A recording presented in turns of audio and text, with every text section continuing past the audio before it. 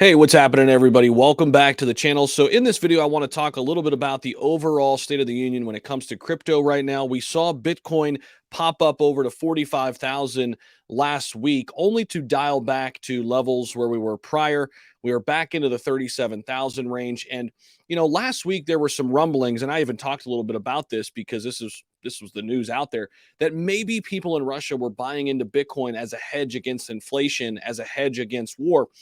And that rumor has quickly been squashed. And what we found out is that really what happened is that some short positions got filled, meaning people who shorted Bitcoin for the month of February didn't short it enough, meaning they didn't pick that price that was low enough where they had to buy back shares of Bitcoin quickly, only then to sell back off. And that is why we're back where we are today. It's been frustrating, okay? There's no way to sugarcoat this. I wish I could come on here and say we're looking forward to a great time in the market right now, but it's not great. But as of right now, I'm not sitting here selling for losses. I'm not sitting here, um, selling everything I have.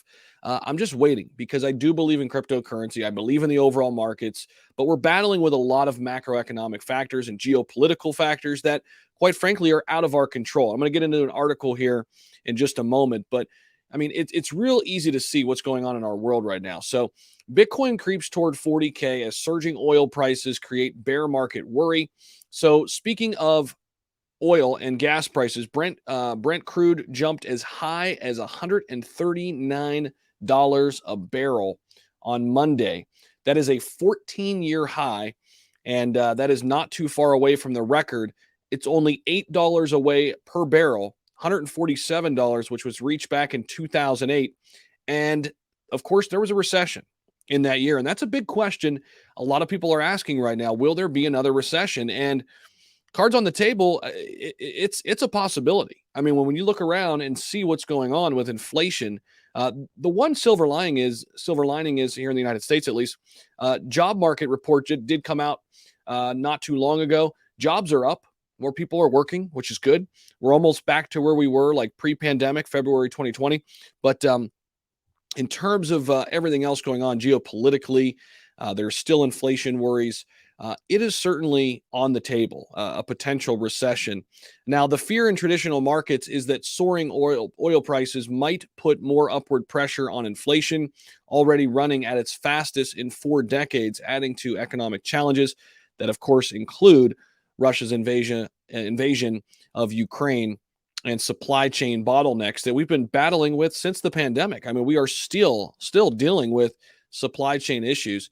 We can see here on the fear and greed index for Bitcoin, we're at 23. It's extreme fear, which, it is a good buying opportunity if you're playing the long game. Okay. If you're playing Bitcoin the next 10 years, you might look back 10 years from now and say, well, that was a tough time to live through, right? Coming out of a pandemic and war and all of these things happening. But man, I wish I would have acquired more Bitcoin during those times because now Bitcoin's at 150,000. And right, I'm just hypothetically talking out loud here. And a lot of people believe that. Some analysts, let me know what you believe about that, by the way, down below. Now, some analysts say the crypto market's correlation to broader traditional finance has weakened its narrative as an inflation hedge. It's an interesting idea because the crypto market, that is, it has been following traditional markets very closely. Now, is that because we're kind of at a different time in terms of everything just being down and everything being upended? Maybe. But on the other hand, Bitcoin has reacted negatively to the Federal Reserve's efforts to tamp down the upward pressure on consumer prices. And this is a quote right here from a financial analyst at FX Pro in an email to CoinDesk. He says, with a sharp decline over the weekend, Bitcoin wiped out the initial gains, gave away the positions to bears after the third straight week of gains. Now, others say a global recession could materialize if the Fed pushes forward aggressively to boost interest rates. We're going to learn a lot more about interest rates this month. This month is super, super important. It's pivotal to understand where we're going in the broader markets, not just crypto. But many predict a global recession is on the horizon if the Federal Reserve decides to hike rates aggressively starting from March 16th. So again, we're 9 days away from that. This is coming from an analyst at the crypto broker Global Block. Now, that same analyst said, however, uh, there are traders who remain bullish on the long-term promise of cryptocurrencies. I am one of those people.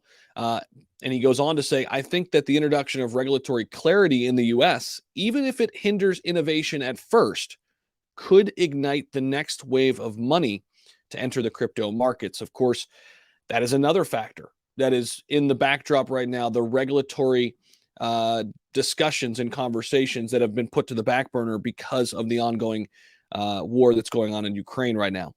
This is how 100,000, and this is a quote, this is how 100,000 to 500,000 price for Bitcoin is achievable over the next 5 years.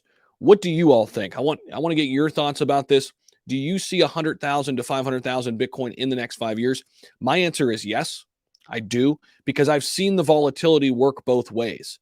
I've seen the volatility go down, provide downward pressure, but I've also seen it in good times. And when things are rocking and rolling, this crypto market can grow exponentially. Nothing like we've ever seen in the stock market before. And that's why we're all here. That's why we're all invested in this. Yes, it's a risk-on asset. Yes, there's a lot of unknowns with the cryptocurrency market, but I think people are here because they see the potential and they're trying to get out ahead of the potential technological revolution that I believe and a lot of others believe will happen with blockchain technology and cryptocurrencies over the next decade. So I want to get your thoughts about this down below. Also, I Trust Capital, link down below in the description. If you believe in the long-term vision of crypto, you might want to build a crypto IRA, and you can do so with I Trust Capital. It's the number one place to do so in the United States. 25 plus cryptos you can add right now. They're adding new assets all the time. And oh yeah, I know I'm speaking to a lot of SHIB Army. Shiba Inu, one of those assets, one of those 25 you can add to your crypto IRA today using my link down below in the description. And also, those links in the description, those are the only links that are official links coming from me in this channel. Everything else you see in the comment section, spammers and scammers. Don't let them take advantage of you. Would appreciate that. Thank you so much for stopping by. Go ahead and smash the like button, subscribe on your way out. Let me know what you think about all this. And I'm just trying to, keep it real with you here. And things aren't great right now, but it doesn't mean things won't get better either. But right now, a lot of uncertainty in the markets, and we're seeing the effect of that given the prices if we look around. So that's what I've got for you. Let me know your thoughts down below. Thanks. See ya.